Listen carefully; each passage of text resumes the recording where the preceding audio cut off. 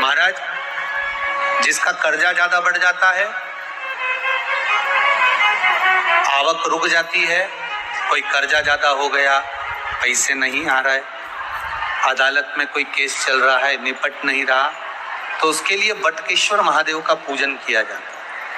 लिंग पुराण में लिखा है कि बटकेश्वर पूजन जो होता है वो भगवान बड़ के पेड़ के नीचे शिवलिंग का निर्माण कर कर या बड़ के पेड़ के नीचे कोई शंकर भगवान का शिवलिंग हो, वहां पर इस पूजन को किया जाता है। जिस व्यक्ति पर कर्जा ज्यादा हो जाए या अदालत में या कहीं कोर्ट केस हुआ हो या तकलीफ आ रही हो, तो बटकेश्वर महादेव का पूजन मान्य है। छोटे से शिवलिंग का निर्माण बट वृक्ष के नीचे करना। और पहले भी आप लोगों को कहा है, ज्यादा बड़ी मूर्ति घर के अंदर ना हो। प्रयास करिएगा अंगुष्ठ आकृति के बराबर की मूर्ति हमारे घर के अंतर्गत हो।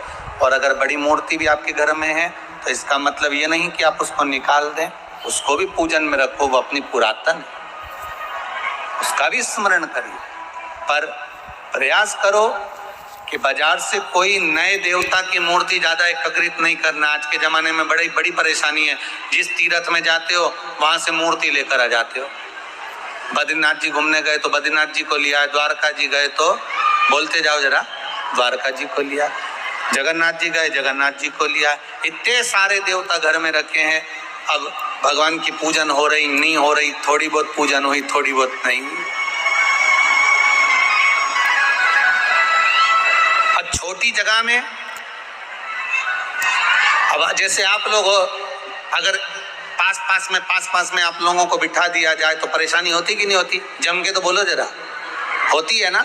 अब तुम्हारा इतना बड़ा तो मंदिर घर के अंदर, कितना बड़ा मंदिर, छोटा सा तुम्हारे घर में मंदिर, इतने बड़े मंदिर में वहीं शंकर जी बैठे, वहीं राम जी बैठे, वहीं कन्हैया जी बैठे, वहीं लड्डू गोपाल, वहीं पर लक्ष्मी जी, वहीं पर दो गणेश जी, वहीं पर सारे देवी देवता। बद्रीनाथ गई तो उनको भी लाया, जगन्नाथ गई उनको भी लाई, रामेश्वर गई उनको भी लाई, सारे देवता वहीं इकट्ठे। और सुबह से उठ कर गई, इतनी सी शक्कर ले गई। अब इतनी सी शक्कर भगवान के सामने रख दी और आरती उतार दी। अब सारे देवता आपस में सोच रहे कि तुम खाओगे कि हम खाएंगे। इसलिए शास्त्र कहता एक साधे सब सधे, सब साधे बिसरा। एक को साध लो, सब हो जाए। हमारे देवाधिदेव महादेव को जो जल चढ़ाते हो ना, 33 कोटि देवताओं को वो जल प्राप्त हो जाता है। ब्रह्मा भी उसी में है, विष्णु भी उसी में है, इंद्र भी उसी में है, देवी भी उसी में है, देवता भी उसी में, सब उसी में विराज।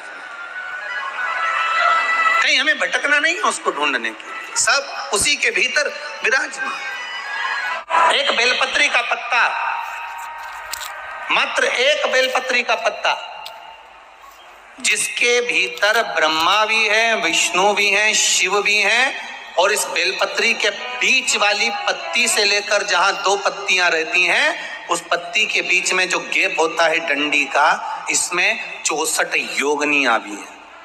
64 योगनियां देवियां भी इसके अंतर्गत विराजमान है। और उस डंडी के नीचे जहां 2 पत्ती है, इस 2 पत्ती के नीचे की जो लंबी डंडी रह जाती है, इसमें 33 कोटि देवताओं का भाग है। उस डंडी के नीचे जो छोटा सा एक मोटा सा भाग रह जाता है, कई बार आप लोगों ने बेलपत्री को तोड़ा होगा तो नीचे एक मोटा सा भाग रह जाता है, महाराज उसके अंतर्गत सारे तीर्थों का भाव जागृत रहता है। उस बेलपत्री को केवल साधारण ना समझे, शिव को अगर समर्पित कर रहे हैं तो वो संपूर्ण उसी के अंतर्गत, संपूर्ण।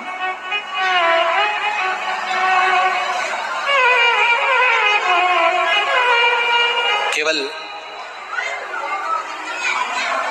आप लोगों ने बेलपत्र अगर कभी शिव जी पे चढ़ी हुई, हम तो कई बार निवेदन करते हैं कि आप उसका सेवन हफ्ते में एक बार, जिसको भी शुगर हो, बीपी हो, थायराइड हो, हफ्ते में एक बार शंकर जी पे चढ़ी हुई बेलपत्र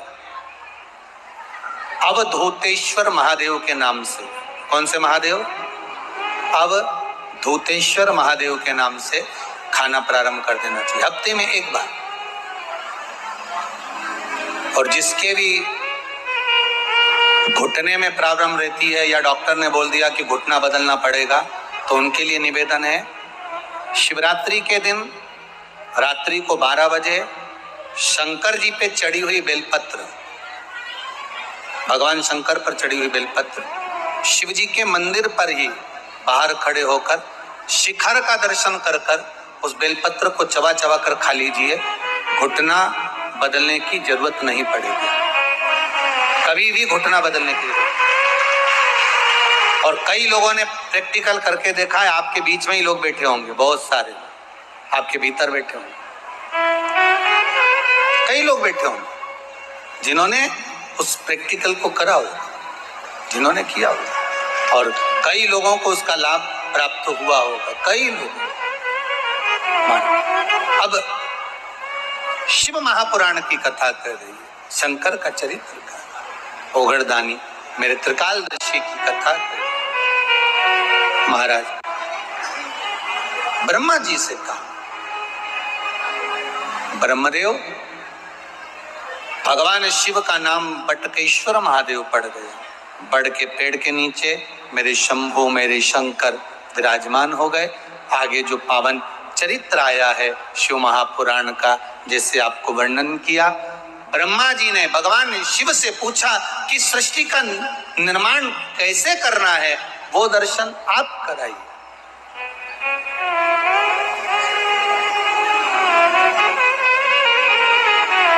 इस सृष्टि खंड को बढ़ाना कैसे है, उसका वर्णन आप करें। महाराज शिव कथा कहती है, ब्रह्मा जी के लिए भगवान स्वयं वर्णन कर कर जाते हैं कि आप एक काम करिएगा, आधा पुरुष आधे स्त्री का निर्माण करिएगा। पुरुष और स्त्री का निर्माण करना था, ब्रह्मा जी को भान नहीं हो पाया, उन्होंने पुरुष और स्त्री को मिलाकर निर्माण कर दिया, जिससे किन्नर उत्पन्न हो।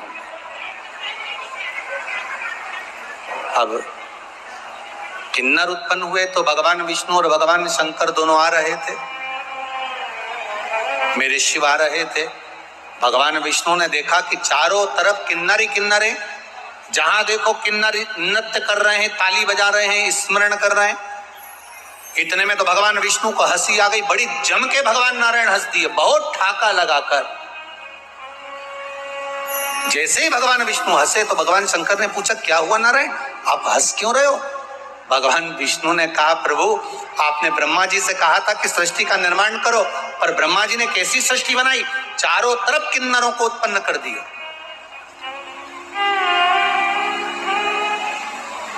सबसे पहली सृष्टि का निर्माण में किन्नर उत्पन्न हुए थे, इसलिए आज भी शुभ कार्य में, घर के मंगल विवाह में, बच्चों का जन्म होता है, उसमें किन्नर आमंत्रित होते हैं और किन्नरों को कुछ देना पड़ता है।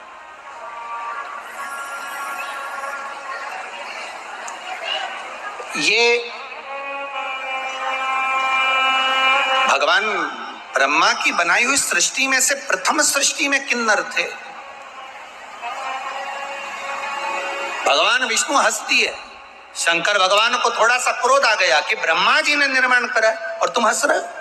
शिव महापुराण की कथा कहती है, कभी अंधे को देखकर मत हंसो, कभी लूले को, विकलांग को, चरण नहीं, हाथ नहीं, बहरा है कोई, वाणी से विहीन है कोई, उसको देखकर कभी नहीं हंसना। शिव महापुराण की कथा कहती है, एक जन्म हमको लेना पड़ता है उसी के जैसा जिस पर हंसे हैं। और भगवान विष्णु को भी लेना पड़ा किन्नर का अवतार, भगवान नारायण को भी किन्नर बनना पड़ा, केवल हंस दिए थे थोड़ा सा। और भगवान विष्णु जो ठहाका लगाकर हंसे, शंकर भगवान ने कह दिया, नारायण आप ब्रह्मा की बनाई हुई सृष्टि पर किन्नरों पर हंसे हो, आपको पृथ्वी पर जाकर किन्नर बनना पड़ेगा, आपको भी किन्नर बनना पड़ेगा। भगवान विष्णु की आंख में से जल बह गया, नारायण रो दिए, शिव आप मुझसे कह रहे हो कि मुझे किन्नर बनना पड़ेगा? हाँ, क्योंकि आप ब्रह्मा की बनाई हुई सृष्टि पर हंसे हो। और आया समय, जिस समय पर पांडव और कौरवों का युद्ध प्रारंभ होना था, कुरुक्षेत्र की भूमि पर जब युद्ध करने के लिए कौरव और पांडव पहुंचे तो कुरुक्षेत्र की भूमि पर चंडी प्रकट हो गई। कुरुक्षेत्र की भूमि पर चंडी प्रकट हुई और चंडी ने कहा, सुनो कौरव और पांडव, ये भूमि मेरी है। भूमि पर युद्ध करने से पहले कौरवों को अपने परिवार में से किसी एक की बलि देना पड़ेगी और पांडवों में से परिवार में से किसी एक की बलि देना पड़ेगी, तब तो तुम इस कुरुक्षेत्र की भूमि पर युद्ध लड़ सकते हो। अब कौरव तो खुश हो गए क्योंकि हम 100 भाई, एक आध अगर बलि में मर भी गया तो 99 तो बचेंगे, पर दुख तो पांडवों को था, 5 में से एक मर गया तो फिर युद्ध कैसे होगा। भगवान कृष्ण को चिंता व्यापने लगी, टेंशन पड़ गया मेरे ठाकुर को, चिंता व्याप गई, करना क्या है। तब भगवान कृष्ण को याद आया, अर्जुन जिस समय द्रौपदी को विवाह कर लेकर आया था, लाकर द्रौपदी को जब खड़ा करा, माता कुंती से कहा, मां देखिए हम क्या लेकर आए, और माता ने कह दिया 5 वही बांट लो। द्रौपदी ने अर्जुन से पूछा क्या बात है, अर्जुन ने कहा तुम्हें 5 पतियों की पत्नी बनना पड़ेगी। द्रौपदी ने कहा मैं पत्नी बनने को तैयार हूं, पर शर्त एक है, मेरे कक्ष में 1 वर्ष में 1 पति रहेगा।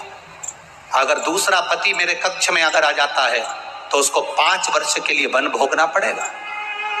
अगर मैं 5 पतियों की पत्नी बन सकती हूं तो थोड़ा संकल्प आपको भी लेना पड़ेगा। अर्जुन ने 5 से पूछा, 5 तैयार थे।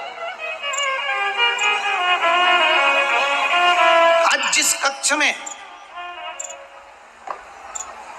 भीम के साथ में द्रौपदी रह रही थी, इतने में एक ब्राह्मण दौड़कर अर्जुन के पास में आए, अर्जुन अर्जुन मेरे पुत्र को सिंह उठाकर ले गया है, मेरे बेटे को बचा लीजिए अर्जुन, जल्दी बचाओ। अर्जुन ने कहा मेरा गांडीव कहाँ है। ढूंढते ढूंढते अर्जुन उस गांडीव को लेने के लिए भीम के कमरे में चले गए, भीम के कक्ष में चले गए, और द्रौपदी ने उसी समय पर कह दिया, सुनो अर्जुन तुम भले गांडीव उठा कर ले जाओ और उस ब्राह्मण के बच्चे को बचा लो, और तुम्हें 5 वर्ष के लिए वन जाना पड़ेगा।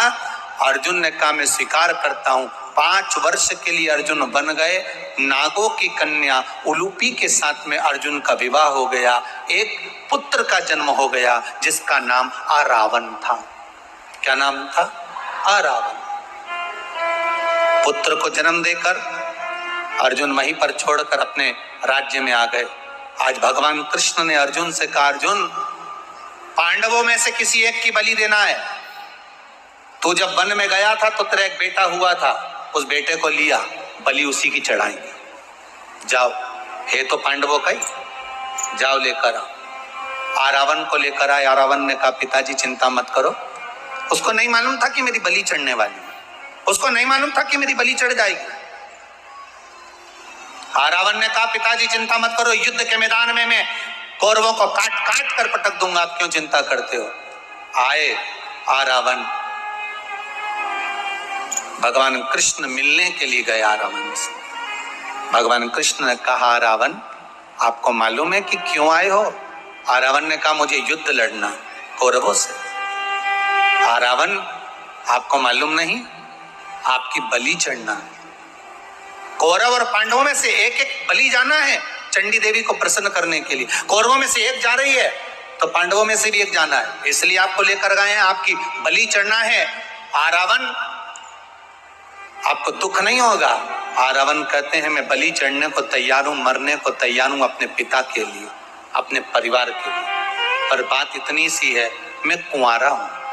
अगर कुंवारा मर गया, मैं कुंवारा हूं और अगर कुंवारा मर गया तो शिव महापुराण, अग्नि पुराण, पद्म पुराण, विष्णु पुराण, नर्मदा पुराण, लिंग पुराण, नारद पुराण, ब्रह्मवेत्ता पुराण, ब्रह्म पुराण, सारी पुराणे कहती है कुंवारी अवस्था में अगर कोई मर जाता है तो ना तो उसकी तिलांजलि होती है, ना उसका तर्पण होता है, ना उसका पिंड होता है, उसकी मुक्ति नहीं होती। कोई गया जी में जा जाकर कुंवारी अवस्था वालों का कितना भी पिंडदान कर दे तो भी उसका मोक्ष नहीं होता। कोई ब्राह्मण को कितना भी भोजन करा दे तो भी कुंवारी अवस्था वालों का मोक्ष नहीं होता। कोई बद्रीनारायण में जाकर ब्रह्म कपाली कर दे तो भी कुंवारी अवस्था में मरने वालों की मुक्ति नहीं होती। तो फिर कुंवारी अवस्था में अगर मैं मर जाऊंगा तो मुझे मोक्ष कैसे मिलेगा? इसलिए मेरा एक विनती स्वीकार करोगे? भगवान कृष्ण ने पूछा, क्या? रावण कहता है मेरी शादी कर दो, इसके बाद मेरी बलि चढ़ा दो।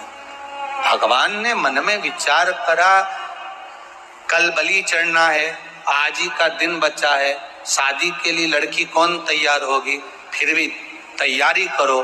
भगवान कृष्ण ने अर्जुन, भीम, नकुल, सहदेव सबसे कहा जाकर ढूंढो, कोई लड़की मिल जाए। चारों तरफ ढूंढा पर कोई लड़की नहीं मिली जिससे विवाह करना था। कौन देगा लड़की? जिस पिता को मालूम है कि कल मरने वाला है, बेटी बेधव्य हो जाएगी, कौन देगा? किसी ने बेटी नहीं दी, किसी ने बेटी नहीं। भगवान कृष्ण ने विचार करा, शंकर भगवान ने कहा था कि पृथ्वी पर जाकर तुम्हें किन्नर बनना पड़ेगा। भगवान कृष्ण आधी रात को किन्नर का रूप रख लिए और रावण से शादी कर ली है। किन्नर का रूप,